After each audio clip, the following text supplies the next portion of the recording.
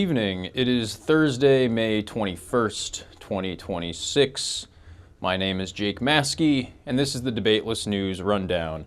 Shoot us a follow if you like what you see, drop a comment, let us know what you think about these stories. Tell us what you like, tell us what you don't like.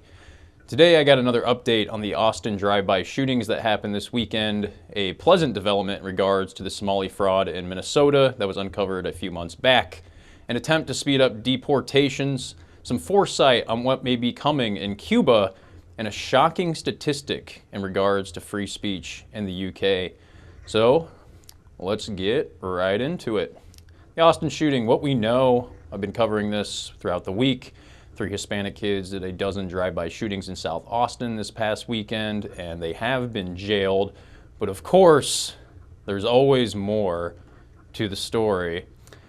So what we know now is the 17-year-old of the 3 was an illegal. Of course he was. Of course he was. I could have told you that. I didn't because I didn't have confirmation. But is anyone really surprised by that? Oh, in addition, with the article I have in the background, the gun he used was stolen, right? You see the headline, this could have been prevented. Go to the gun store owner, literally saying this could have been prevented if this individual had been prosecuted. He should not have been on the streets. Told the reporters the group had come to his store at least 4 times. He chased them around. Like these guys were on the radar. You know, Austin, this just leads me to Austin's leadership.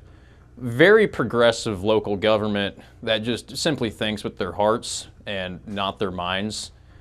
They have this, Disney type mentality, right? That everyone's just all gonna get along and, they're the ones going, be a heckin' good person, all that sort of thing. It's like, that's just not what reality is, man. This is the result. You have illegals stealing guns, doing drive-by shootings. Thankfully, I will remind you, 0 deaths during the shootings. There were 4 injured, 4 hospitalized, but nobody died. We can at least praise that. Still pray for the victims involved. So that is a little update on the Austin shootings this weekend. I do have some good news for you. How about this? We have the DOJ charging 15 people for $90 million of fraud in Minnesota, and 1 does remain at large. Chances are, this is just speculation, he is probably hiding in somebody's house that willingly let him in. I just wouldn't be surprised because that's just kind of the mentality in Minneapolis right now. You got to protect the poor fraudsters, from facing the law. But hey, how about Nick Shirley, huh? How about it? I mean, this was several months ago when he was uncovering this. You had the Leering Center. That's what this is about, by the way, if I didn't make that clear. But good for him. I've been a fan of him for a while now. I started following him when he was doing the Antifa rallies. Antifa, whole nother can of worms. We'll get to that more in the future, but good for this kid. He's literally a man of action. It's a year of the Knicks, right? So we also have RFK showing a little demonstration here about just the fraud skyrocketing in Minnesota. And, personally, we need this in all 50 states. I am glad they're pinpointing Minnesota right now, but it's going all over the country. But hey, good news if you were to ask me. These people think we're stupid. They, again, with the whole mentality that we owe them the world. Oh, we deserve this, whatever. No. Nuh-uh. We aren't stupid. Okay? Oh, let's move along. So, hey, a little good news for you. We'll go to some Trump activity. These next 2 have to do with the Big Don. The Trump administration added 83 new immigration judges onboarded to speed up deportations. Now, this is good. This is a hot topic. We got a little bit to talk about here. Trump ran on deportations, right? And, there have been results to an extent. 0 net migration. This is a good thing. You also have this map here showing net migration falling in every metro area in 2025. 95% in El Paso. There's good things going on here. I just want to point it out too. Immigration isn't inherently a bad thing, right? But too much, all at once, overcorrecting the wheel can swallow our country whole. And that is what happened under Biden. with the estimated 10 million illegals, right? But there's a dilemma here. Speaking of Democrats, this is where you really have a divide on the right, and I'll get more into this when I do a segment in Disclosed Nation about the different factions on the right. But this dilemma is definitely worth noting, okay? The current immigration policy will stop Great Replacement only if it remains for several years, decades, right? Because think of this. The Republicans would have to wield power for a long time for it to completely stop Great Replacement. Because if the Democrats get control over the U.S. again, then all of this is for nothing. I'm not kidding. This will look like a little blip. If there were 10 million let in under Biden, say Democrats win in 2028, by 2032, it could be another 20 million. It could be 15. It could be 30 million. It could be, I know people are already thinking it's irreversible, which I personally don't think it is. There's still a time gap, but it will be at that point, 100%. And that is where you get this divide on the right, where you have those who, want the Republicans to stay in power, like the trust the plan guys. If it keeps going for decades, it's going to all work out. And then you have others that don't trust it. And they are just assuming that Democrats are going to take power either in 2028 or 2032 or 2036, and that it'll all be for nothing. And they want more and faster, which is valid. I can't argue against that because they're right. I mean, that's the whole ordeal. If the Democrats get power again, who knows? Granted, it won't be like this super organized thing. It'll just more be neglect of the border. Because there are thousands, probably millions, south of our border just waiting for Trump to leave, waiting for a Democrat to get in office so they can come through. So I completely understand the more and faster people. It's very complicated. The government, everything moves slowly. It took several months to get our Minnesota Somali FRAUD to get started to take care of it. The immigration stuff is sticky, man. I will get, like I said, I'll get more into that in Disclosed Nation, but I definitely understand both sides here, right? Now, next Trump thing. Oh, this one's a fun one. It's looking like what we did in Venezuela is coming to Cuba. Like, we basically just told Raul Castro that we're coming for him. And our excuse is from 1996 when Cuba struck down 2 humanitarian planes in international waters.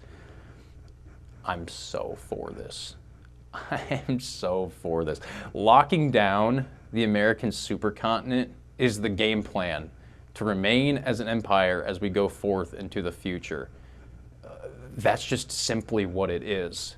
Western Hemisphere, ours. We are kicking out China and Russia from the Western Hemisphere. That is what it is. China is going crazy in Africa right now. Why do they need the American supercontinent?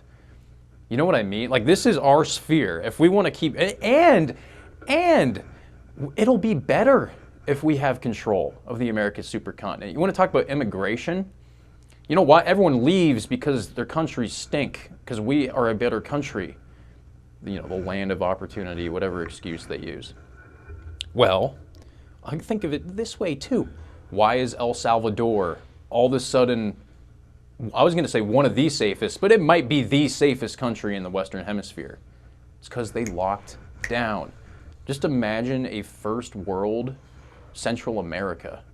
Think about that. Kick Russia out. We have control. We are the empire, man, of the Western Hemisphere. Now, granted, it probably won't be as easy as Venezuela. That was such a smooth operation. That operation was so clean. Nobody on our side died. In and out within hours. It was incredibly smooth. But the fear here with Cuba is that they have drones, and obviously we would want to minimize casualties like we did in Venezuela. But, just pull out the discombobulator. Just discombobulate them. Come on. You know what I mean? I mean, it's not like I'm saying Cuba is strong. They aren't. Compared to us, they're a small fry. And it's like they've been experiencing rolling blackouts. The war And Iran has just made everything shoot up. You know, I like the phrase, when America coughs, the rest of the world catches a cold. Everyone feels us. Everyone feels that. But this is what we should be using our military for. Speaking of wars, oh yeah, kid from Chicago the other night, this fired me up. This fired me up. Wars for America, greater than sign, wars for Israel. And I'm just like, preach, brother. Preach. Because this is this is internationally how we go into the future. The America supercontinent. Like, that's where our attention should be more focused at. So again, we'll see how this develops in the future. Just don't be surprised when we start messing around in Cuba. I would guess this summer, but I have no confirmation of anything. But thought I'd throw that in there. I don't know, this just fires me up. It just fires me up.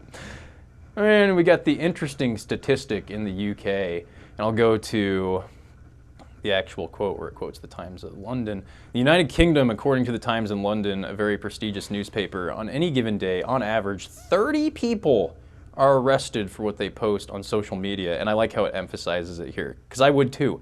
30 a day. It continues with, I'm not a fan of Russia, but even they don't arrest 30 people a day for word crimes. And it's like, absolutely. Hell no, they don't. I'm just thinking, thank God for the First Amendment. Because this ain't here. Yet. Nothing is guaranteed, by the way. But I can say whatever the hell I want on X, on whatever. I ain't getting arrested. It just blows my mind that that's just how life, you know, you have to be, you got to think about double think, like literally. Like, so, again, I'm rooting for you, the UK, right? And this type of rhetoric, by the way, when you have to, you know, a populace worried about saying the wrong thing, leads to stuff like this. Right? This is just the attitude, because I'll even go further. We did get one more update. Hopefully this is the last time I talk about this stabbing, because again, if you were here yesterday, it just had me fuming. Like, this shit, it just pisses me off, you know. But this is how you get this attitude here. We have the assailant. I guess I'll give you a little background. If you haven't been paying attention to this, a Sikh man stabbed an 18-year-old British kid. Kid tried to flee, tried to climb a fence to get away, literally leaving a trail of blood behind him. Police show up. They put the kid in cuffs, not the assailant, because the assailant was claiming racism.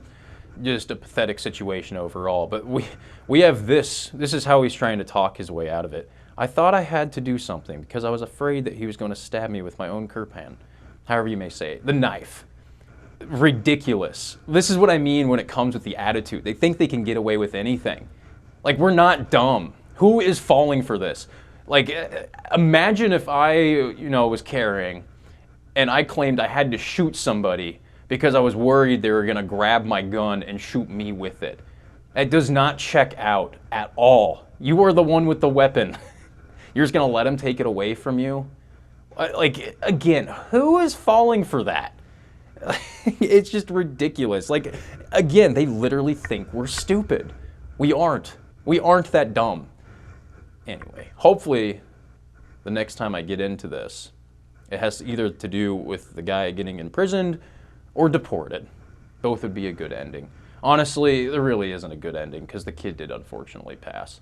Again, I'm not going to get into it again. Disgusting situation, just pisses me off. And you know, like I said earlier, I'm rooting for you in the UK. I'm rooting for you in Europe. You know, God save Deutschland, Germany. That's a whole nother can of worms. I won't go into that. I go hard on you because I want you to win. At least the UK has Restore. Restore Britain, I'm crossing my fingers. Take over by 2029, please. That would make me overjoyed. Anyway, that's all I got for you tonight. Thank you for tuning in to the Debateless News Rundown. Give us some love. Shoot us a follow at Debateless. Drop a comment. Again, tell us what you like. Tell us what you don't like. I want to hear feedback. I care. Follow me as well at Jake Maaske. Stay tuned for more content. Whispers are saying we're having a friendly debate tomorrow about Thomas Massie with our very own Matt Forney. and Dr. Caleb Peterson. So be on the lookout for that. That's been a hot button conversation this week. But have a good evening and stay blessed.